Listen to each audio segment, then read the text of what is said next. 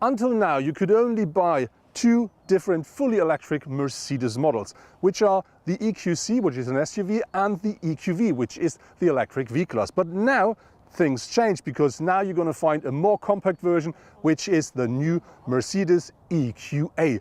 And they do promise more than 400 kilometers of range, and they say this is the new entrance model for the electric world of Mercedes. How much fun that car is, how about charging, and how about the real electric range, what it delivers regarding to driver assistance and safety system, and if it is fun to drive, we're going to find out now. Every time you drive in a battery electric vehicle, you instantly recognize it's so quiet inside of the car. The only thing you hear a bit are the tires, and that's really it. And that really makes the drive so much more comfortable and quiet. At the front, it's most obvious that this is not a car with a standard combustion engine like the GLA. This must be electric because the whole grille is completely covered. And on top of this, you do find this light bar up here, which we already know from the new EQC. And then when you look at the headlamps, they always come standard with LED technology, but these feature this blue bar here on top, and that tells you this must be a complete electric vehicle. Looking at the front bumper, this one is regarding to the drag coefficient, again optimized, because that's a lot more important here than with a standard combustion vehicle. The basic EQA offers, amongst other things, active lane keeping assist and brake assist. The list of the optional assistance systems includes a traffic sign recognition, an active distance assist, a parking assist, and many more. The so-called driver assistance package is particularly extensive. It basically offers all the necessary systems for semi-autonomous driving. You can choose between different recuperation modes while driving the EQA. And that means you can have, while using the pedals here at the steering wheel, a lot of recuperation every time you lift your foot off the pedal, or you can have a feeling like driving a standard combustion car with an automatic gearbox. So nearly nothing. And on top of this, you can choose a mode which is called D-Auto. And that then chooses automatically the most efficient kind of recuperation, depending on the power you need and depending on the landscape and the drive. As standard, the new EQA always features a minimum 18-inch alloys. Of course, they are optimized regarding to the drag coefficient, because that's an electric vehicle, but if you want, you can order up to 20-inch. And we're talking about the measurements of the car. It's very much the same as with the GLA. The only difference is in length, because that car with 4.46 meters is about 5 centimeters longer, but with the same wheelbase. And then when you look at the side, the design, it's all the same. The only exception is this badge here, which tells you, yep, that is an EQA. We're on the road for quite a while now, so nearly 50 kilometers. And the consumption of our car looks quite nice. So we're talking about 18.6 kilowatt hours per 100 kilometer driven. That's not a bad number, and I didn't even check how much I use while driving. So I think that's more than fair. The interior of the EQA really looks very nice, and they do use materials like metal, they do use glossy black, they do have soft touch, and what they also show is rosé gold, which you do find here at the Air Outtakes. And that is something you formerly only found in Maybach cars, and then later they adapt that for the EQ family. And that's something really that makes the car look unique. And something very unique in our car is we do have seats in here which have a mixture out of fake leather and fabric made out of plastic bottles. So that's really an environmental friendly seat. At the rear of our car, you do find quite prominent the signature called EQA 250. Important here is there will be different cars coming, not only 250, so just remember EQA. And then as with the front, we do not only find LED lamps, we also find this light bar here running from one side to the other, and we have splitter taillights, and that gives you a wider boot to open, and on the other hand, a very nice signature which really shows you this is a very modern car. And then we do have, as with the front, a completely revised bumper, which is better regarding to the drag coefficient, and we have this chrome part here, and that part really reminds me of standard exhaust pipes. The EQA 250 is available from 47,540 euros in the progressive version. Also available are Electric Art and AMG line versions or the Night package. The Special Model Edition 1 is based on the AMG line and offers a particularly extensive range of equipment at a price of €8,520. The EQA should take 17.7 kilowatt hours per 100 kilometer driven and should deliver a range of a maximum of 426 kilometers. When we started our drive, we saw that the car offers a bit less than 400, which I still think is quite fair. And then when we drove, we saw similar numbers to what the data sheet says.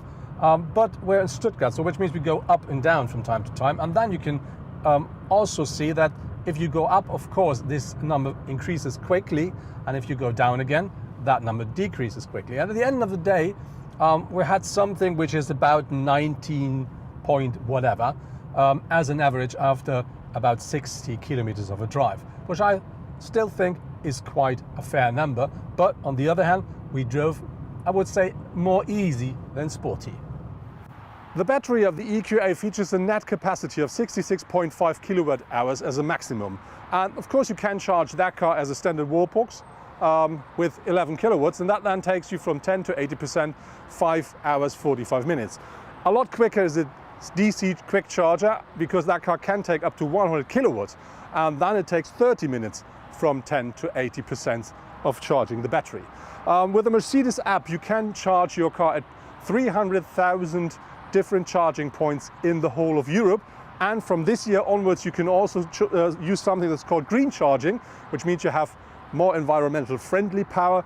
And that then means you have about 175,000 charging points in the whole of Europe available.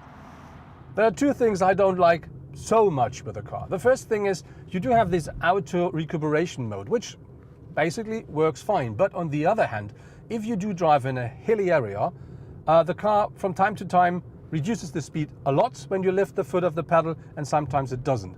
And so you cannot really adjust yourself or your behavior while driving to that program.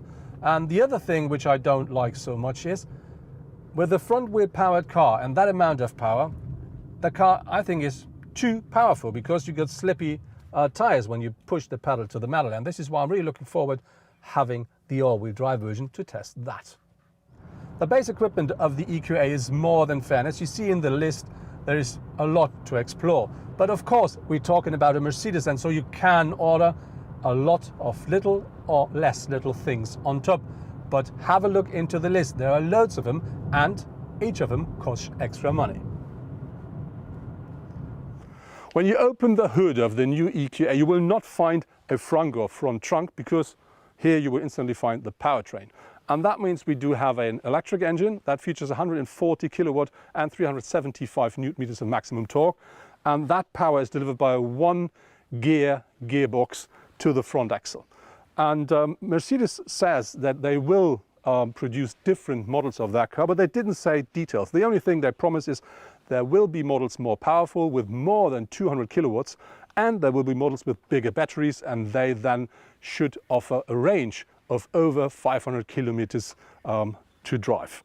And if you want, and if you wait a little bit, you can also have that car as a four-wheel drive version that then features 2 electric motors, and then you have not only the power, you also have all-wheel drive and maybe even a bigger range. So now we're on the motorway with our EQA to see how the car works here. And the first thing I can tell you, it's still quiet in the car. You do hear some wind, but we're driving about 130 kilometers per hour already.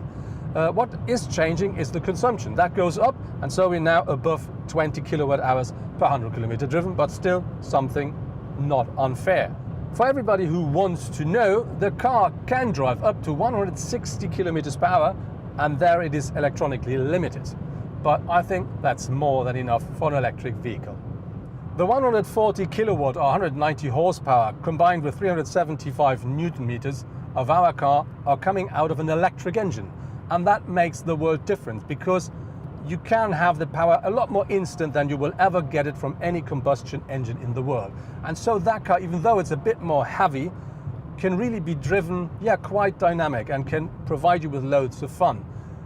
Because the battery, which is the most important part of the weight, is mounted in the lowest part of the body of the car, and that gives you a very low point of gravity.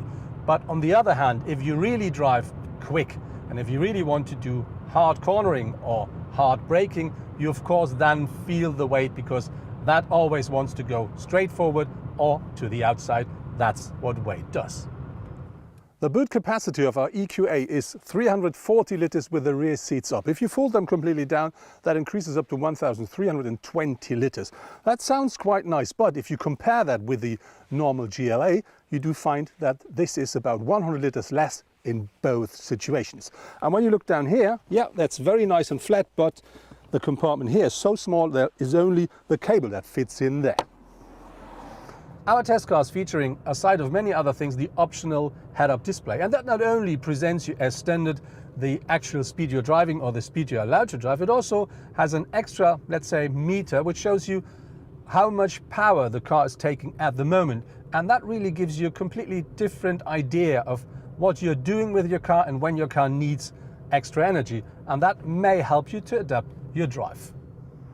That was my first test drive in the new Mercedes EQA, so the new entrance model of the electromobility world of Mercedes-Benz. And I really have to say I do like the car a lot, because the car offers a very nice range, it offers a good consumption, and it on top offers the space you need for every day. And so the package really delivers a lot more than you need for your day-to-day driving.